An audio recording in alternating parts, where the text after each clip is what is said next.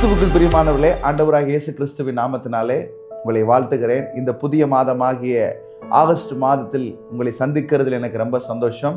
ஆண்டவர் இந்த வருஷத்தை தயவின் வருஷமாக நமக்கு முடிசூட்டி கொடுத்திருக்கிறார்.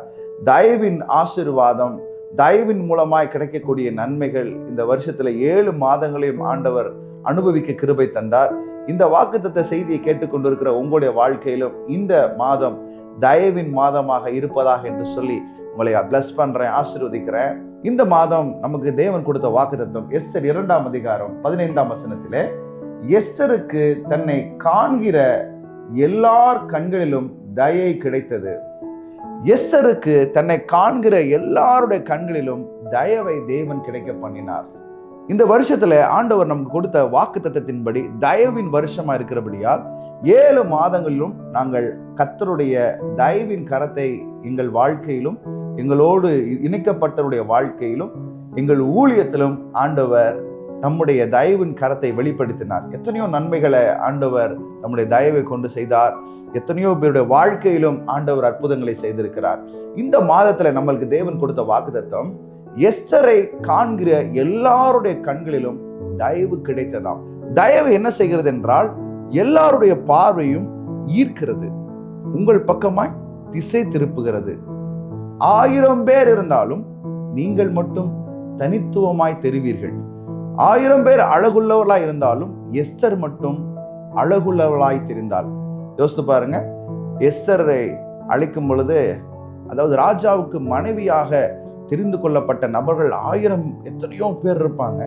ஆனா அவர்கள் மத்தியில எஸ்தரை மாத்திரம் அதிகமாக ஃபோக்கஸ் பண்ணும்படி தயவு செய்தது. இந்த கேமரால பார்த்துட்டு இருக்கீங்க அப்படின்னா, இந்த கேமரால என்னையை மட்டும் ஃபோக்கஸ் பண்ண முடியும், பின்னாடி இருக்கிறத பிளர் பண்ண முடியும், டீஃபோக்கஸ் சொல்லுவாங்க. அல்லது என்னையை டீஃபோக்கஸ் பண்ணிட்டு பின்னாடி இருக்கிற சப்ஜெக்டை ஃபோக்கஸ் பண்ண முடியும். அது மாதிரி தான் தயவு யார் மேல் விழுகிறதோ அவங்க மட்டும் தனித்துவமாய், தனி பெரும்பான்மை உள்ளவர்களாய், ஏதோ ஒரு அட்ராக்ஷன், ஏதோ ஒரு காரியம் அவர்களை ஈர்த்து கொண்டே இருக்கும். தயவு வந்துருச்சு அப்படின்னா, ஒரு டைமண்ட் பார்த்தீங்கன்னா வைரம் எப்படி மின்னும், தனியா இருக்கும். எத்தனையோ கற்கள் இருந்தாலும், அழகான கற்கள் இருந்தாலும், கலர்ஃபுல்லான கற்கள் இருந்தாலும், டைமண்டை நீங்க வச்சிங்க அப்படின்னா ஒரு மாதிரி ஷைனிங் அடிச்சுட்டே இருக்கும், ஒரு மாதிரி மின்னிக்கொண்டே இருக்கும். அது மாதிரிதான் தயவு நம்முடைய வாழ்க்கையில வரும் பொழுது உங்களை மாத்திரம் அட்ராக்ட் பண்ண வைக்கும். தயவு ஈர்க்கும் வல்லமையுடையது. தயவு நன்மைகளை ஈர்க்கும் ஒரு காந்த சக்தியை போன்றது. அது யாருடைய வாழ்க்கையில எல்லாம் வருதோ அவங்களை நோக்கி அந்த நன்மைகளை, ஆசீர்வாதங்களை ஈர்க்கும்.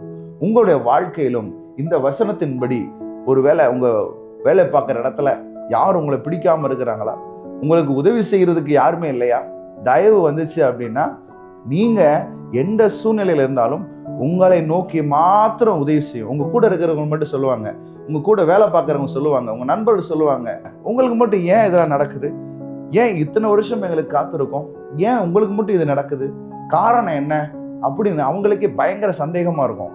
காரணம் என்ன தெரியுமா? தயவு. தயவு வந்துருச்சு அப்படின்னா நீங்க மட்டும் தனித்துவமா தெரிவீர்கள், உங்களை தனித்துவமாய் காண்பிக்கும். அழகுள்ளவளாய் இருந்தால் எஸ்தர் 2:9ஆம் வசனத்திலே, அந்த பெண் அவன் பார்வைக்கு நன்றாய் இருந்ததினால் அவளுக்கு அவன் கண்களிலே தயவு கிடைத்தது. இங்க போட்டிருக்கு, அந்த பெண் நன்றாக இருந்ததினால் அவன் பார்வைக்கு தயவு கிடைத்தது. நான் இப்படி சொல்றேன், ஆக்சுவலா இப்படிதான் வந்திருக்கணும்.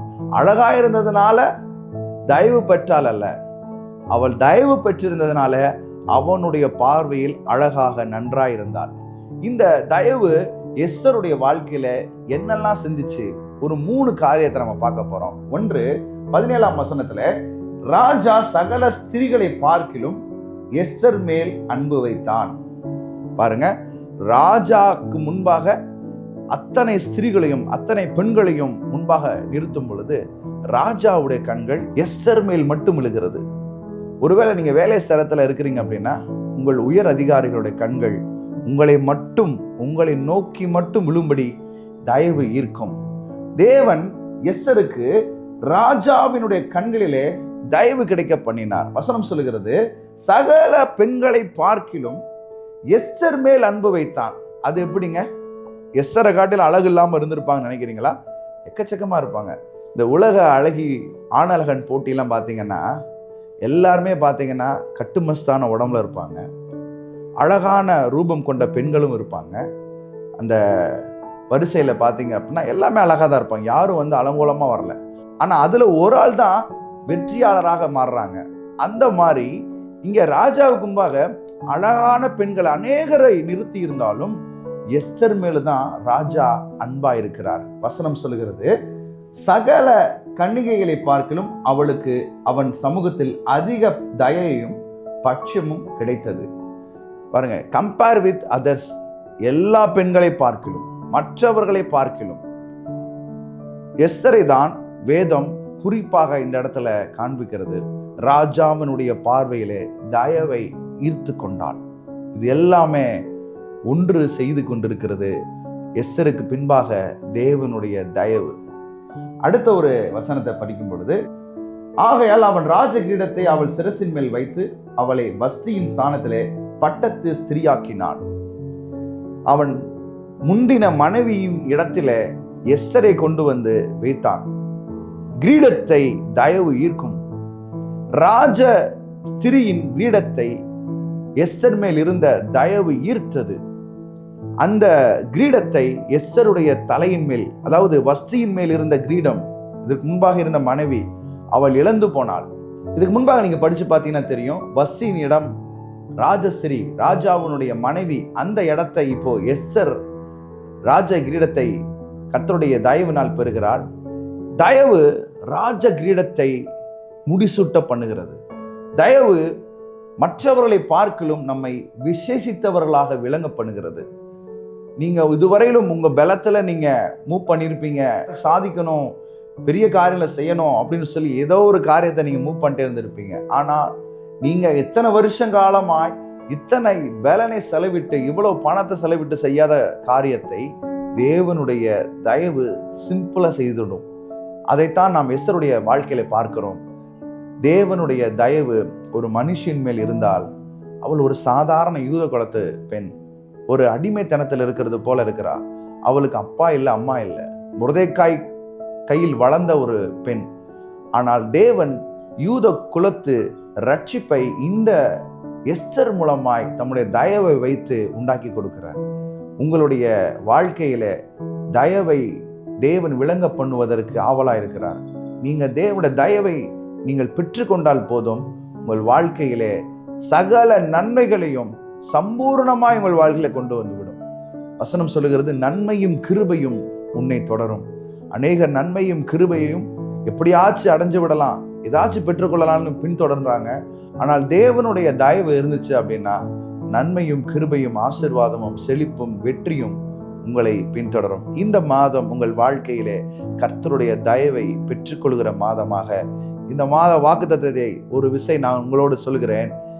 எஸ்தருக்கு தன்னை காண்கிற எல்லார் கண்களிலும் தயவு கிடைத்தது. எஸ்தருக்கு தன்னை காண்கிற எல்லாருடைய கண்களிலும் தயவு கிடைத்தது என்று சொல்லுவதை பார்க்கிலும் தயவு கிடைக்க பண்ணினார் என்று சொல்லுவது மிக சிறந்தது. கர்த்தருடைய தயவு எஸ்தரை பார்க்கிற எல்லாருடைய கண்களிலும், பார்க்கிற ஒருவருடைய கண்களிலும் ஏதோ ஒரு அட்ராக்ஷன், ஏதோ ஒரு ஈர்ப்பு உண்டாகும். அது எது செய்யுது அப்படின்னா கர்த்தருடைய தயவு செய்யும். இந்த தயவை நான் உங்கள் மேல பேசுகிறேன். இந்த வீடியோவை பார்த்து கொண்டிருக்கிற, இந்த ஆசீர்வாதமான வார்த்தை கேட்டுக்கொண்டிருக்கிற உங்க வாழ்க்கையிலும் தேவ தயவு இறங்கும். உங்கள் வாழ்க்கையில் இதுவரையிலும் உங்களை பிடிக்காதவர்கள், இதுவரையிலும் நீங்கள் ஸ்கூலில் படிக்கிறீங்களா, காலேஜில் படிக்கிறீங்களா, அல்லது ஒரு பெரிய இடத்துல ஒர்க் பண்ணுறீங்களா, யாரும் நம்மளை கண்டுக்கவே மாட்டுறாங்க, யாரும் நம்மளை கவனிக்கவே மாட்டுறாங்க, யாருக்குமே நம்ம பிடிக்காத ஒரு நபராக இருக்கிறோம், நம்ம ஒருவேளை அப்படி பிறந்துட்டோமா அப்படிலாம் நினைக்கிறீங்களா? உங்களுக்குள்ள ஒரு தாழ்வு மனப்பான்மை இருக்கா? அதெல்லாம் தூக்கி போடுங்க. உங்களுக்கு தேவையானது தேவ தயவு. ஆண்டவரை நோக்கி கேளுங்க, ஆண்டவரே, ஐ நீட் யுவர் ஃபேவர், எனக்கு உங்கள் தயவு வேணும், உங்கள் தயவை என் மேல் ஊற்றுங்க. இந்த வசனத்தை நான் நம்புகிறேன், விசுவாசிக்கிறேன் சொல்லுங்க. கர்த்தருடைய தயவு உங்கள் மேல் அபரிவிதமாய் ஊற்றப்படும். உங்களை பார்க்கிற எல்லாருடைய கண்களிலும் உங்களுக்கு தயவு கிடைக்கும். எல்லாருடைய கண்களும் உங்கள் மேல் விழும்படி தேவ தயவு கிரியை செய்யும். மீண்டும் உங்களை அடுத்த மாதத்தில் சந்திக்கிறேன். அதுவரையும் தேவ தயவு, தேவ பாதுகாப்பு உங்களோடு இருப்பதாக. தேங்க்யூ.